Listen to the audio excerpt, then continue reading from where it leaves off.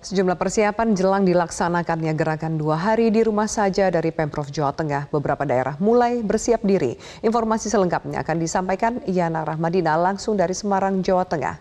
Yana, selamat sore. Bagaimana persiapan di sejumlah daerah yang akan menerapkan gerakan ini? Yana?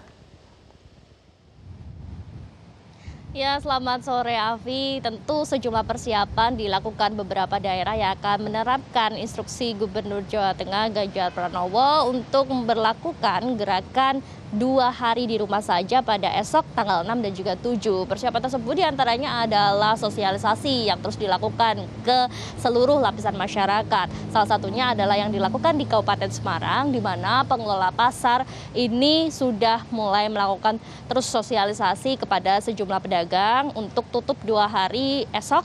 Dan memang untuk mayoritas pedagang di Kabupaten Semarang sendiri mengaku mendukung untuk program ini dan tidak keberatan apabila pasar ditutup selama 2 hari. Mengingat pada hari ini saja pasar sudah mulai ramai ditunjang dengan berbagai masyarakat yang kemudian mulai menyiapkan kebutuhan logistik untuk besok berada di rumah saja.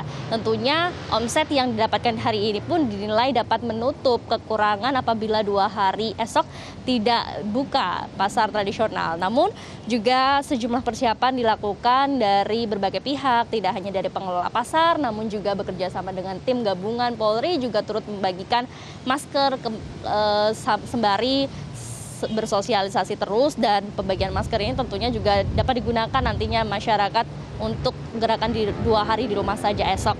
Tidak hanya sosialisasi yang dilakukan, namun juga kebutuhan logistik juga terus dipersiapkan oleh masyarakat, di mana di Kendal sendiri juga pasar sudah mulai ramai dengan pembeli.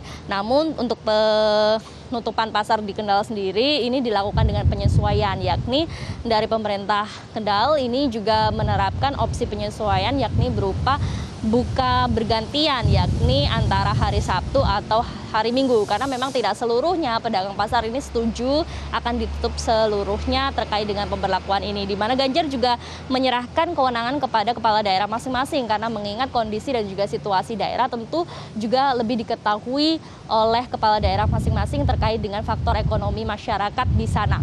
Tidak hanya itu, kebutuhan logistik yang dipersiapkan masyarakat tidak hanya dengan membeli beberapa kebutuhan pokok di pasar, namun juga ada bantuan yang diberikan kepada masyarakat, baik itu dari pemerintah desa maupun juga relawan ataupun juga kelompok-kelompok warga yang lebih mampu membantu kepada warga yang kurang mampu. Seperti salah satunya yang dilakukan di Desa Nglinggi, Klaten, di mana ada sebanyak 425 paket sembako ini dibagikan kepada warga, dan tentunya bantuan sembako ini sangat diapresiasi oleh warga, di mana kebijakan tidak hanya diberikan kepada masyarakat, namun juga ada solusi besertanya yang dapat membuat masyarakat ini justru menaati aturan ini dengan tekun begitu. Afi. Yana, ada beberapa sejumlah pendapat atau tanggapan dari masyarakat yang menilai bahwa program Gubernur Jawa Tengah ini kurang sosialisasi karena masih banyak warga yang bingung dengan pelaksanaannya, dan juga dampak dari warga yang harus berhenti bekerja meski selama 2 hari. Bagaimana tanggapan dan sosialisasi yang terus dilakukan? Ya, Avi, memang untuk surat edaran yang diberikan gubernur ini masih dinilai bias begitu di beberapa daerah maupun juga di beberapa masyarakat yang menanggapinya, karena memang dari Gubernur Jawa Tengah Ganjar Pranowo sendiri menyatakan bahwa gerakan 2 hari di rumah saja ini merupakan himbauan dan juga ajakan untuk tujuan utamanya adalah menekan angka kasus positif COVID-19 di Jawa Tengah yang masih terus tinggi, sekitar lebih dari 133.000 kasus. Namun memang aturan ini bersifat tidak strict, karena juga aturan ini tidak dibarengi dengan adanya sanksi. Dan Ganjar sendiri juga menyerahkan kewenangan untuk aturan ini diberikan sepenuhnya kepada kepala daerah, sehingga untuk poin-poin yang ada pada aturan ini dapat disesuaikan sesuai dengan kepala daerah masing-masing. Nah, mungkin ini yang kemudian membuat masyarakat bingung apakah memang harus mengikuti strict sesuai dengan aturan surat edaran yang berlaku atau juga mengikuti dari aturan kepala daerah masing-masing. Di beberapa poin menyebutkan bahwa pasar, kemudian pusat perbelanjaan ini dihimbau untuk ditutup. Namun beberapa kepala daerah menyatakan menolak untuk melakukan atau menerapkan kebijakan ini, mengingat faktor ekonomi masyarakat yang masih rendah sehingga tidak mungkin untuk menutup pasar.